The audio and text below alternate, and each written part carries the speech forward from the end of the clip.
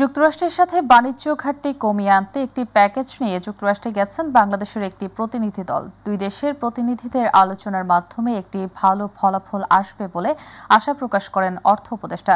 সচিবালয় সরকারি ক্রয় সংক্রান্ত উপদেষ্টা পরিষদের বৈঠক শেষে এসব কথা জানান তিনি। চট্টগ্রামের জলিল টেক্সটাইল মিল প্রসঙ্গে অর্থ উপদেষ্টা জানান, প্রতীকী মূল্যে আর কাউকে জমি বরাদ্দ দিবে না সরকার। সার এবং এলএনজি এর স্থিতিশীল অবস্থা নিশ্চিত করতে চায় অন্তর্বর্তী সরকার।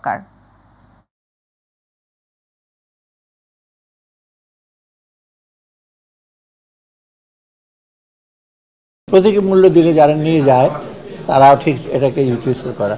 আর যেখানে 10 একরের জমি দরকার, প্রতীকী মূল্য হলো আমার 100 একর লাগবে, তো এটা আমরা বলেছি দেবো, যাদেরকে দেওয়ার বলছে ওদেরকে প্রপোজাল আসুক, যেটা এসে আপনার ফিক্স করা হয়েছে ওরে দেবে।